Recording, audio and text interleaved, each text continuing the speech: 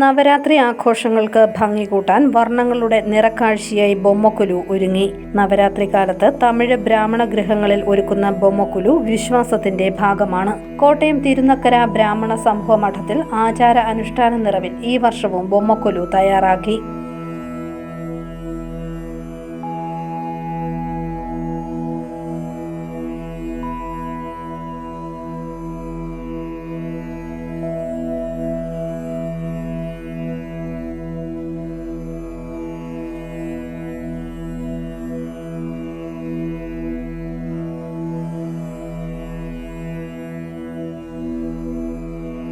മൂന്ന്, 5, 7, 9, 11 എന്നിങ്ങനെ ഒറ്റസംഖ്യ വരുന്ന പടികൾ കെട്ടി അതിൽ കളിമൺ പ്രതിമകൾ നിരത്തിയാണ് ബൊമ്മക്കൊലു ഒരുക്കുന്നത്. സംഗീതമൂർത്തികളും ദശാവതാരത്തിലെ വിവിധ രൂപങ്ങളും ആചാര്യന്മാരും ബൊമ്മകളായി ഉണ്ടാകും. ഏറ്റവും മുകളിലുള്ള പടിയിൽ ശിവപാർവതി, ബ്രഹ്മാവ്, വിഷ്ണു, അഷ്ടലക്ഷ്മി എന്നിവരും തുടർന്ന് നവദുർഗയും സംഗീതമൂർത്തികളും. ഇതിനു താഴെയായി ദശാവതാരത്തിലെ വിവിധ രൂപങ്ങളും പിന്നീട് രാമായണം, ശിവപാർവതി പരിണയം, സുബ്രഹ്മണ്യൻ, ഏറ്റവും താഴെ കല്യാണക്കോലങ്ങൾ എന്നിങ്ങനെയാണ് ബൊമ്മക്കൊലു ഒരുക്കുന്നത്. തിരുനക്കര ബ്രാഹ്മണ സമൂഹ മഠത്തിൽ പ്രത്യേക പീഠത്തിൽ 11 തട്ടുകളിലാണ് ദേവീദേവന്മാരുടെയും ഒപ്പം പരിവാരങ്ങളും സ്തുതിപാഠകരും ദ്വാരപാലകരും ചേർന്നുള്ള പരമ്പരാഗത രീതിയിൽ ബൊമ്മക്കൊലു തയ്യാറാക്കിയിരിക്കുന്നത്. 9 ദിനരാത്രങ്ങളാണ് സാധാരണയായി നവരാത്രി ആഘോഷങ്ങളിൽ ഉൾപ്പെടുന്നതെങ്കിലും ഈ വർഷം സെപ്റ്റംബർ 22 മുതൽ ഒക്ടോബർ 1 വരെ 10 ദിവസം നവരാത്രി മഹോത്സവം ആഘോഷിക്കപ്പെടുന്നു എന്നതാണ് പ്രത്യേകത.